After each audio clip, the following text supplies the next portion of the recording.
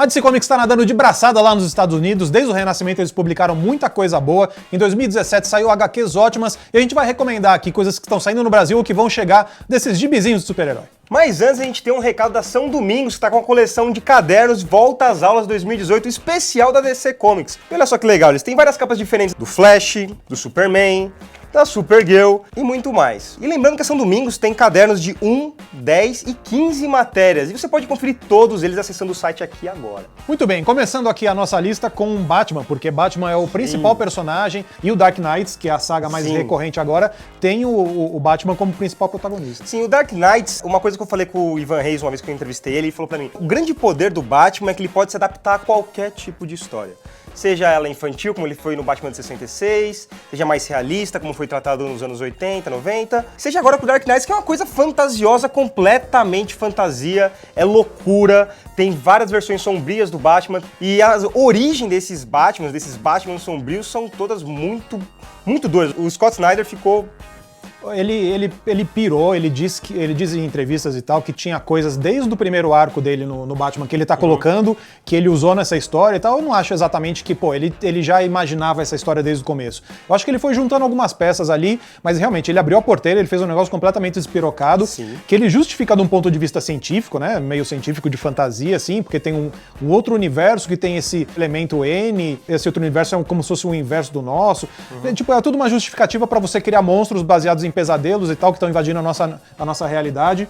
Isso é realmente muito pirante, assim. A origem que mais me pegou é a do Bat-Flash, que o Batman ele acha que ele não consegue salvar Gotham City a tempo, não sei o quê. Em determinado momento ele amarra o Flash no Batmóvel, acelera pro desespero do Flash, e aí eles acabam se fundindo em vez de se destruir, então é nessa pegada. A do Bat-Cyborg também tem uma origem completamente doida. Não, e é uma coisa muito baseada na própria mitologia do Batman, porque o Alfred morreu, ele pira porque o Alfred morreu, porque é a figura paterna dele e tal, e aquilo é muito presente. Aliás, o Alfred tem uma história muito boa em outra HQ que a gente vai recomendar aqui, que é o All-Star Batman, que tem o Scott Snyder de novo, fazendo histórias isoladas, mas com desenhistas diferentes e tal.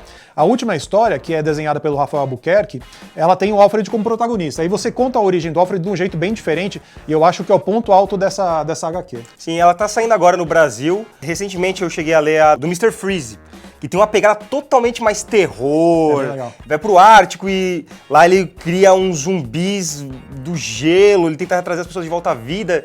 É muito louco, é meio Enigma do Outro Mundo, assim. Sim, então, e é muito legal o que ele tá fazendo. Ele se permitiu também a experimentar, e essa experimentação estourou no Dark Knights, eu acho. Falando em experimentação, tem uma linha nova da DC que eles meio que criaram como se fosse uma nova Vertigo, porque a Vertigo foi esvaziada depois que a editora foi demitida da DC, que é o Young Animal, que é uma linha que é administrada pelo Gerard Way, que é o vocalista do My Chemical Romance. Ele escreve algumas das HQs e tem alguns destaques muito legais. Tem Shade the Changing Girl, que é uma história de fantasia, meio sci-fi, assim, com uma personagem que eles resgataram. E tem o Patrulha do Destino também, que é outra equipe que eles resgataram. E aí o Gerard Way ele escreve como se ele fosse uma continuação da fase do Grant Morrison, que são histórias realmente que permitem que você experimente, que você pegue personagens antigos e você conte histórias novas de um jeito que sem muitas amarras, assim. Eu acho legal você pode contar essas histórias meio isoladas, sem responsabilidade com cronologia, e aí você realmente experimenta com gêneros diferentes. Sátira política,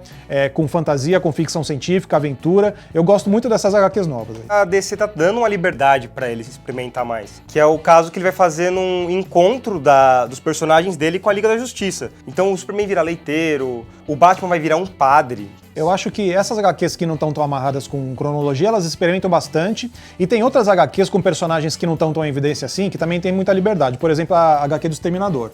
A HQ do Exterminador começou muito bem, esse primeiro volume das 6 primeiras edições já saiu aqui no Brasil, inclusive, e nesse começo é uma trama política com umas coisas bem ousadas, assim, de narrativa, com vários saltos e várias viradas, e eu acho que essa HQ ela se destacou. E aí depois, em arcos seguintes, ele vira um líder de equipe e tal, deram liberdade pro cara criar esse Exterminador, e ele tá fazendo coisas muito interessantes com o personagem, que aliás pode aparecer no cinema. Sim, e no Batman também o Tom King tá fazendo um trabalho fantástico nas HQs. Ele é o responsável pelo casamento, pelo pedido de noivado do Bruce Wayne pra Mulher Gato. Desde que ele começou a aparecer assim, e ele fez HQ do Visão na Marvel, antes dele ir só pra DC mesmo, ele já mostra que ele gosta de desconstruir a ideia de super-heróis. E no caso do Batman, ele cria um Batman muito emocional, que reconhece que tentou suicídio na infância, que reconhece suas limitações e tal, e é por isso que ele se aproxima mais da Mulher Gato, porque ele realmente meio que pede ajuda pra ela, porque ele sente que ele tem essa fragilidade e tal. O Tom King, ele entrou pra substituir o Scott Snyder no Batman, e o Snyder tá fazendo essas grandes sagas aí, mas, cara, ele respondeu muito bem à responsabilidade, assim. Ele tá fazendo um Batman muito interessante, e ele fez também no ano passado, outra coisa que a gente vai destacar aqui, que é o Mr. Miracle, a HQ do Senhor Milagre, que é um personagem criado pelo Jack Kirby, e isso foi meio que pra celebrar o centenário do Jack Kirby ano passado, que é um personagem muito, muito curioso, assim. Ele é uma das crias do Darkseid, e ele é um escapista, e aí nessa HQ ele realmente vai pra discutir histórias de super-herói, discutir o formato da HQ, então tem uma coisa muito, sei lá, não sei se é Kafka pra definir isso, sabe? Se passa aqui, se passa no mundo de sonhos, é ilusão e não é. Foi uma das HQs mais elogiadas do ano passado, era pra ser só uma celebração do Jack Kirby, e de repente pegou todo mundo de surpresa, tipo, meu Deus, o que ele tá fazendo com esse personagem, que era um personagem não muito conhecido. Então eu acho que até por isso ele teve bastante liberdade pra fazer várias coisas, várias experimentações. Acho que sim, cara. Tem até alguns personagens muito conhecidos, como o caso das HQs da Hanna-Barbera na DC, que os caras tiveram liberdade e conseguiram criar uma coisa cheia de personalidade. Assim, a HQ dos Flintstones é brilhante, porque eles fazem uma coisa cheia de comentário social e crônica social. Sim. O primeiro volume saiu recentemente pela Panini e tem as 6 primeiras edições. E nessas 6 primeiras edições você já vê várias críticas, tipo, veteranos de guerra, da onde surgiu o Yabadabadu. É uma palavra que não tem sentido só, e a psicóloga fala pro Fred, tipo, fala essa palavra quando você se sentir pressionado, quando se sentir com medo de alguma coisa, tipo, é só pra eles soltarem. Então tem muita crítica, muito legal isso. Muito boa. E a gente não pode deixar de falar aqui do Doomsday Clock, que é a principal saga da DC nesses últimos meses, que tá colocando o Watchmen no universo DC. E começou de um jeito muito interessante e também corajoso, ambicioso, que é contar como se fosse uma continuação de Watchmen originalmente. Você tem todo aquele lance do apocalipse na minissérie original, e aí a história continua não imaginando exatamente como super-heróis se encaixam naquele mundo, mas contando realmente o que aconteceu com aqueles personagens, é uma continuação, não é uma celebração como aconteceu no Before Watchmen. Sim. Se você vai ler alguma coisa de DC, se você quiser acompanhar o que está acontecendo no universo, você vai ser obrigado a ler o Doomsday Clock, porque é a HQ principal aí, mas tem as outras sagas, tem as outras minisséries, a gente recomendou só algumas aqui, mas tem muitas outras coisas que estão saindo, inclusive encadernados e solto aqui no Brasil. Diga aí nos comentários se você está lendo alguma coisa, o que você acha de mais legal que a DC está publicando no Renascimento aqui no Brasil. Não esqueça também de curtir o vídeo, assinar o canal e assinar as notificações. Até a próxima.